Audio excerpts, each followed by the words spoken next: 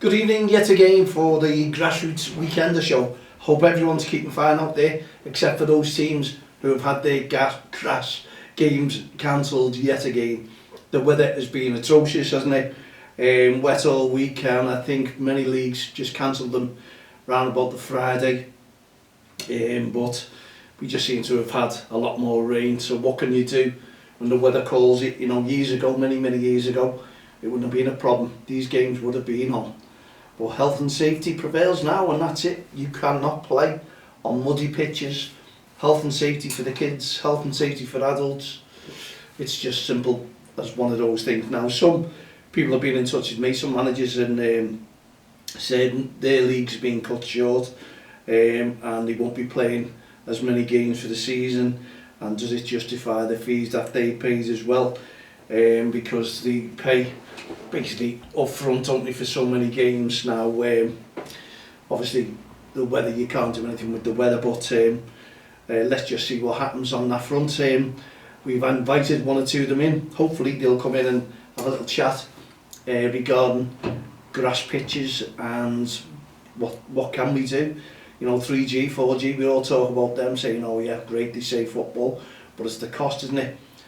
More pay for us and less play, I suppose, and it's working out with our campaign, isn't it? It's just the way things are at the moment. We need to, I don't know, justify, is it gonna, you know, let's build more 3G pitches, 4G pitches, and I think they're the same anyway, because we're talking to a few of the lads who do those pitches, and 4G is exactly the same as 3G, so maybe a little bit more rubber, but the kids take that home with them every week in the boots.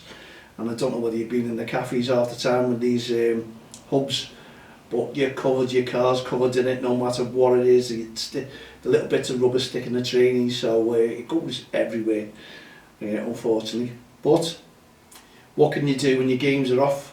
You just have to grin and bear it. And I know some leagues, I think the North Liverpool League, and lucky enough to have one or two spare pitches. We didn't have a game yesterday because it's fulfilled by cup, and also teams that play on the grass to try and catch up, so they're doing okay. If you can do that, that's fantastic, and I'm sure the teams will be happy. But once again, we say, grass, are they really going to do away with it for the future? I hope not, because that's what the professionals play on, unless we're looking to get rid of those grass pitches as well. You know, with all the changes coming in, blue cards, things like this, it's uproar at the moment, is it, on the blue cards? I'd love to know your thoughts on them. mail@don'ttexttheline.com. We've had quite a few comments about it, and why we're changing the game, why are we changing the professional game? It's becoming a no-goer, it really is. Even the grassroots football now, that many changes coming in and what have you, sin bins, you name it, it's all. Why we've changed the game from an absolutely unbelievable game is just beyond me. I'd love your thoughts. I know there's plenty out there who are all for it. Anyone, when the FA or anyone changes that game, we'd always have a group, yeah, we'll do that, that's fantastic. What an idea that is, changing the game. If you played it, oh my God, you don't want it changing. Obviously you don't. So it just ruins it. Even watching it really does get you back up sometimes, doesn't it? Anyway, we were talking about it's not the referee's fault. Obviously they had to be given the law. We said that the other night on the young commentators as well. They're the young commentators, the kids who disagree with it. You're talking to all the kids, they just don't want change, and it probably rubs off with the families all talking about it as well. But they are reading up on things now. It was stated, wasn't it? It was out on the Friday regarding the blue cards and what are we going to do. But I was listening to that Paul Mason, talks a lot of sense. I think all the pundits are talking some sense now. You know, game doesn't need changing. It really doesn't. Contact sport, physical game, great football. Yes, you're going to get injuries walking across the road now, don't you? Just, you know, people getting run over, there's accidents day in, day out, there's more traffic on the road, more chance of getting injured, even going to the match. And yes, what do? We can't sort of, well, we can stop the tackles now. No slide tackling, let's finish that. No heading of the ball. Now we devise another way rather than corners, so you don't have to head it. I don't know. It is getting frustrating, and I think you can hear it in my tone of voice, and I'm sure there's many of you out there as well.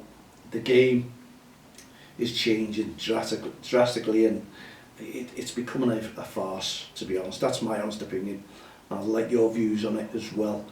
Obviously you're going to get some people who are all for it, all for change, and think it's a great idea, but not me, definitely not me. I'd rather, if it starts like this, Klopp's probably done the right thing. He's probably getting out of it and thinking, he's here to win the ball, this, and I've gone, no, I'm not part of it. Don't want to be part of it. And some of these managers are going to do exactly the same as Jurgen Klopp, I'll tell you that now. And before we know it, again, football, the attendances will drop, people will start wondering why it's happening, why is the money coming, it's not coming in as much, it's not becoming more popular. And as I said on Friday, maybe we need a new game now for the kids, a new sport for the kids to get involved with, because there's that many changes now. It's not going to be good for them when they're old enough to play, if they're lucky enough to play in a professional league themselves. What a change. Anyway, yeah, let's hear your thoughts.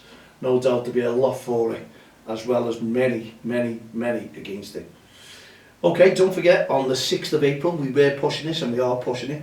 We're pushing every day now. If you can do some to the young commentators, Jaden and Oliver, no doubt Dan and Ben will get involved as well. We want to try and do a competition.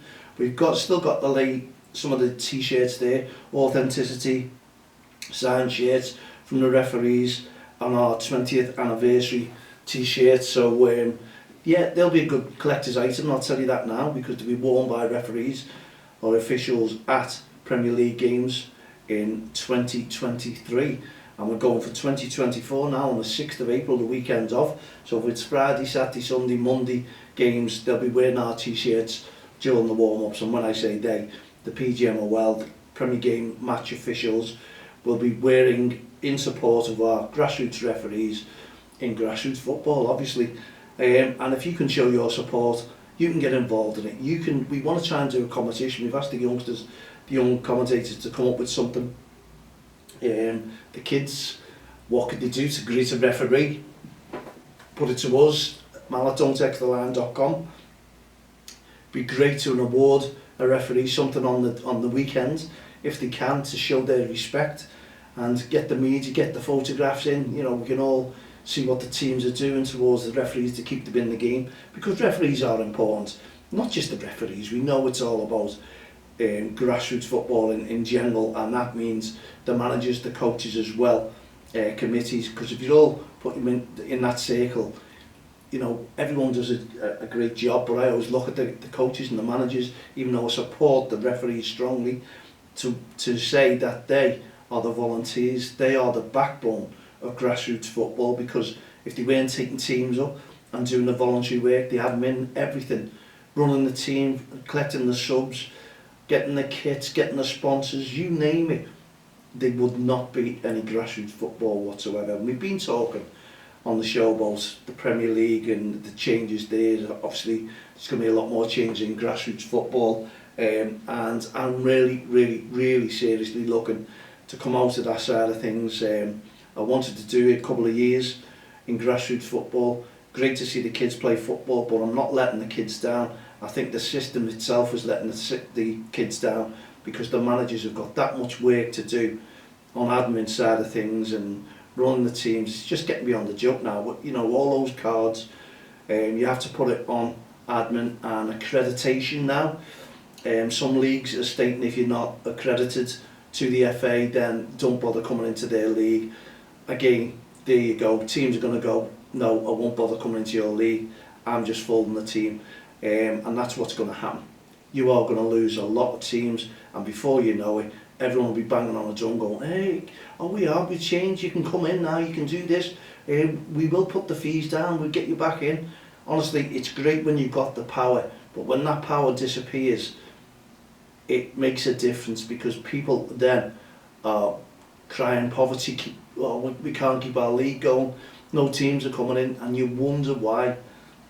You really do. And to be honest, I've had a little bit too much of grassroots football at the moment, not through the kids. You know, there's a lot of things that you have to do, and we could be folding the two teams. Hopefully we'll find a home for them, but it's not looking good for Club DXTL. We wanted to do a lot of different things, but honestly I'm fed up, to be honest, with all the admin work and everything that goes with it, being affiliated, what you have to do, the courses, it's just going beyond a joke. And I see a lot of money going into grassroots football, the side of things which doesn't come back out to the kids. I just see money going in, you know, all these hubs making a fortune, and some of them are charitable trusts as well.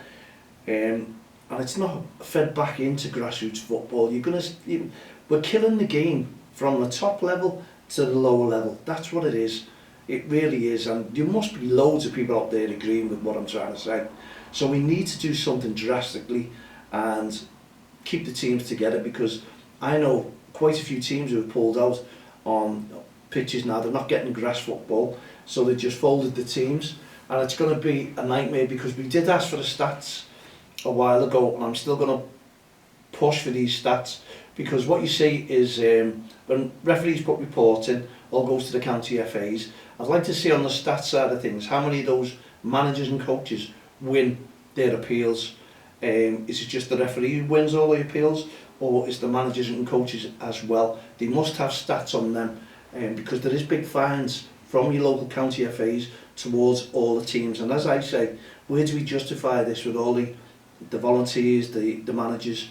And I was talking to one, I've been on one of these as well, I was talking to an official from the FA who turned around and said, let's make things clear, without the referee there is no game, you wouldn't have football. And I tended to argue, because you just heard what I said, but I think that the backbone of grassroots football are the managers and the coaches, and the work that they do to bring the teams in. And referees are fantastic, and without the referee, we always say there is no game, and that what we're talking about, that is official. The laws of the game don't work. They don't work if you've got your manager or coach refereeing, or a parent, if that's allowed, no DBS and no safeguarding. You have to look at it, and I look at it that side of things. But without these managers and coaches, look what happens. Teams fold. There's plenty of places in the leagues, and then the new managers and coaches come along and don't expect the work that they have to do voluntary. Now your referees, brilliant, they get paid and they justify that, but what do your coaches? Are we trying to make all the teams, all the clubs who run teams organised? Is that good for them? Do they say we'll take everyone on because we're paid coaches now? And that's the way it should be, so everyone's paid. And before you know it, you know, coaches will be walking away unless it's a paid job. And I think that's wrong. I really, really do. It's poor for football.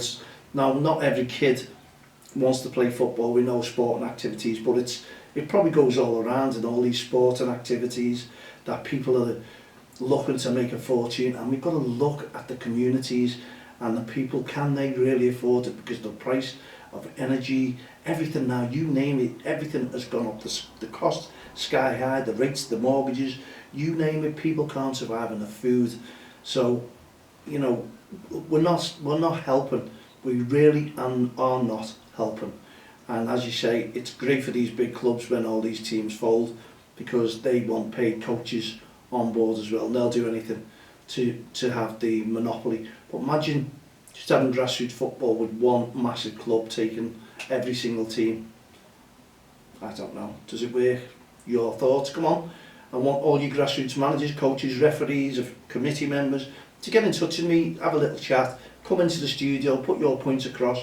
You know, what we want to do is make sure that grassroots football goes on to benefit things. You know, we do the Don't Cross the Line campaign, and that's a success. It's established in 2003. We've been bringing communities together since 2003, and on a touchline to be friendly, bringing everyone together, the kids, the referees, the managers, the committee members, the leagues themselves, and it works a treat, and that's the way it all should be. Everyone's singing off the same song sheet, but unfortunately, you've heard me say this now, people will call it the grassroots family.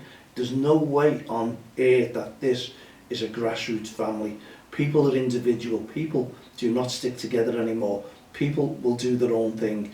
You cannot tell me that the grassroots family, or you're calling it the grassroots family, stick together. Like referees, managers, coaches. No, we've been bringing them together. We're trying to bring them together. But if you look, it's all individual. Leagues are taking each other on. Teams are taking each other on. It's no win, lose or draw, or that's the way it is. It's win at all cost now. You can see the difference in grassroots football. You really, really can. And it's a shame, you know, it really, really is. We want to see, you know, we've got the academies now using games on the Saturday. Kids are coming out of the football, they can't play with the friends, the teammates on the Saturday. Things are changing drastically, and we badly do need change, and we're looking towards the county FAs to see what sort of changes there are, because they have to look to the future to make grassroots football better. And looking to the future and looking at what I'm seeing, it's going to get worse. It really is. Teams will fold, kids will all be back on the streets again. Before we know it, we'll be all wondering what we can do. And as I said, maybe kids need a new game now, because grassroots football is becoming played out. Tournaments, people are taking a monopoly and looking at people who always do these tournaments and can't find good venues cheap enough to put the tournaments on, because all the big clubs now are doing it, and all your local county FAs who are having their own pitches are putting the tournaments on there and charging their fees, extra money. So it's not really filtering back into grassroots football, and I don't think it ever will. It's filtering in to the businesses and the people who get paid for doing a job in grassroots football. That's where it's all going. And if you look around, I'm not far wrong. I really, really aren't. Anyway, again, I love your thoughts. You can have me as a friend on Facebook, Twitter, LinkedIn, all the social network sites. We need to bring people together once again. We need to make sure that things are happening and we've got less pay and more play. That's badly what we need, because look at the price of the hubs. We've been paying £51 a quarter for 1 hour, and you know, we've only got 7 kids who take that quarter pitch. Honestly, for that price, just work it out for the parents and what it's costing them as well. And then they have to pay subs on top of that because there's affiliation. We talked about leagues the other day, already asking for teams to join for next season. We haven't even finished this season and they're asking for non-refundable deposits. I think that's wrong as well. You have to draw the line somewhere. You know, it's not going to be, oh, let's fill this league before anyone else gets a chance of joining a league. I really don't know what's going on. Maybe someone out there has got all the answers for us. Maybe you have yourself, but we all need to know. We all need to do something about it and make a difference. Like Don't Cross the Line does, makes a difference in grassroots football. And we're a CIC, a community interest company. That means that if we make any profits whatsoever, it all goes back into grassroots, it all goes back into what we're doing. We have our young commentators, we have this studio, we bring them together, we try and give the kids a voice, and that's what's missing. We're not giving the kids a voice, and we tend to do that a little bit more, and we want to give them a chance to be young commentators, get out there and get some celebrities back in the studio. So if you're a celebrity, and I know 1 or 2 of the ex-footballers will come in for them as well, please get in touch with myself, mal@xtheline.com, and let's all make friends together. Let's bring grassroots football back together again, and let's bring the kids something, give them something to look forward to. And especially for our 6th of April Respect Awareness Weekend, we still need to keep our referees officiating at grassroots football. Don't forget the yellow armband, that means they're under 18. So if they're under 18, they're like kids, aren't they? Still at school, and that's what you have to take into account. And I know sidelines have got better, but let's make it even better if we work together and start singing off the same song sheet and make sure that our referees stay within grassroots football. Okay, there we go. We've come to the end of our Sunday show. Thank you very, very much indeed for taking part. If you've had your games, I hope everything went great from the sidelines, on the pitch. And if you're playing on grass, let's just hope you get some grass football in next week. It all depends on the weather, but it's got to change. But the season is drawing to a close very quickly indeed. Thanks for tuning in. We'll be back again on Friday evening with our young commentators. From myself, Mal Lee, and all the team here, the Grassroots Show, Don't Cross the Line, Respect Programme, Hearts of Gold Initiatives, and our young commentators. We'll see you on Friday. Have a great week. Good night. God bless.